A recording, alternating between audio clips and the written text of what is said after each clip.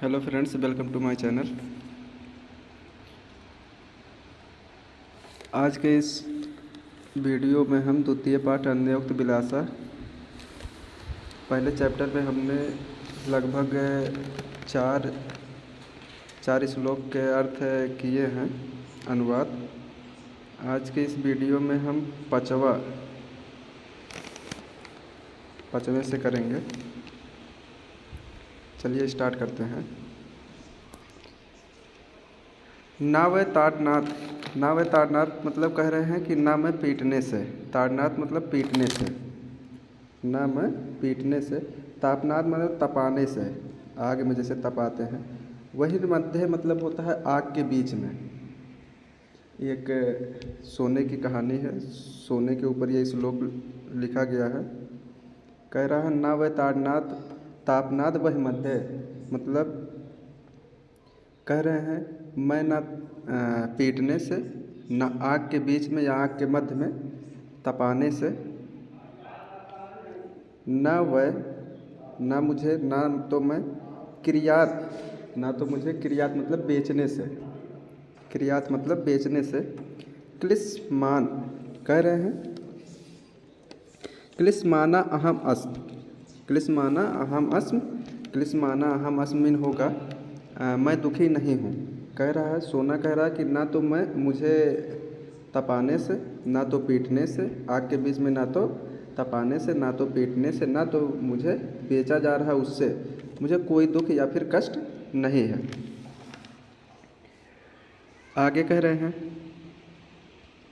रहे हैं कि सुवर्णस, सुवर्णस सोने की बात है। सोना कह रहा है मैं मिन मुझे या मेरा मुख्य दुखम, मेरा मुख्य दुख यह है, मेरा मुख्य दुख यह है।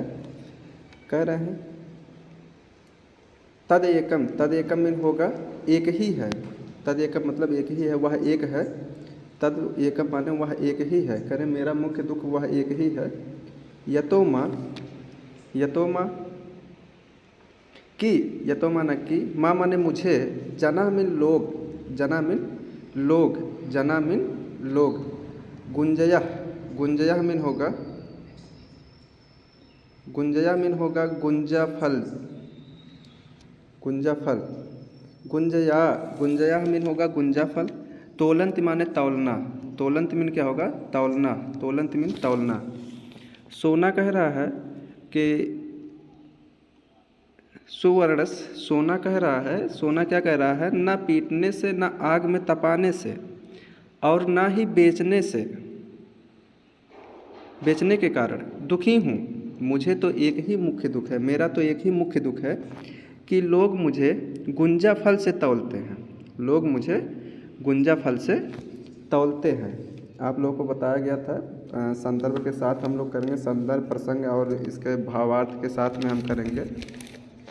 तो अर्थ आपका हो गया। संदर्भ जो पहला हम पहले बताए थे, संदर्भ इसका जितने भी संदर्भ होंगे सब सेम होंगे, सब हर एक श्लोक के। प्रस्तुत श्लोक हमारी पाठ्य पुस्तक हिंदी के संस्कृत खंड के अन्योक्त विलासा पाठ से उद्धृत है। ये आपका संदर्भ होगा, ये आपका संदर्भ होगा। अगर प्रसंग की बात करें हम, प्रसंग की अगर हम बात करें तो इसका प्रसंग, हम प्रसंग में क्या लिखेंगे, प्रसंग में हम लिखेंगे प्रस्तुत श्लोक में, प्रसंग में लिखेंगे प्रस्तुत श्लोक में स्वर्ण यानी कि सोने के माध्यम से या द्वारा विद्यमान और स्वाभिमानी पुरुषों की व्यथा को अभिव्यक्ति की गई है या अभिव्यक्ति दी गई है।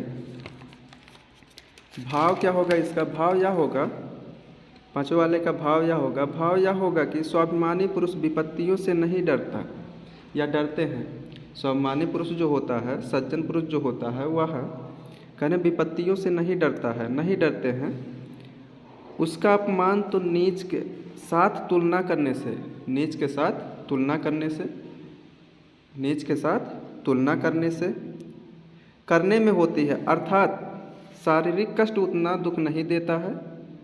सज्जन पुरुष हो या फिर स्वाभिमानी पुरुष हो, उनको शारीरिक कष्ट उतना, शारीरिक जो कष्ट होता है उतना दुख नहीं देता है जितना पीड़ा या दुख मानसिक कष्ट पहुंचाते हैं, जितना कष्ट या पीड़ा मानसिक दुख पहुंचाते हैं। अगला कह रहे हैं छठवां वाला और लास्ट होगा। छठवां कह रहे हैं, छठवें में कह रहे हैं रात्र गमिष्यत। देखेंगे, कह रहे हैं रात्र गमिष्यत, कह रहे हैं रात्र गमिष्यत, रात्र गमिष्यत। रात्र गमिष्यत मीन होगा रात्र व्यतीत हो जाएगी या बीत जाएगी या चली जाएगी।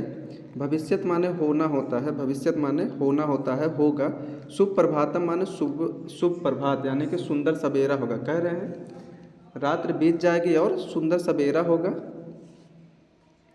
भासवान उदिश्यत, भासवान उदिश्यत मीन होगा सूर्य उदय होगा, सूर्य उदय होगा या सूर्य उदित होगा। हसिष्यत, हसिष्यत मीन हंसेंगे या खिलेंगे, हसिष्यत मीन हंसेंगे या खिलेंगे। पंकजाल, पंकजाल मीन कमल के फूल, पंकजाल मीन कमल के फूल, कमल के फूल, कमल के समूह। इत्थ्यम, इत्थ्यम माने यह या इस प्रकार से। विचिंतियत माने सोचते हुए, विचिंतियत माने सोचते हुए, सोचते सोचते।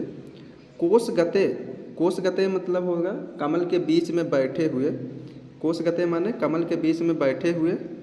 द्विरेफे, द्विरेफे, द्विरेफे कह रहे हैं, देखेंगे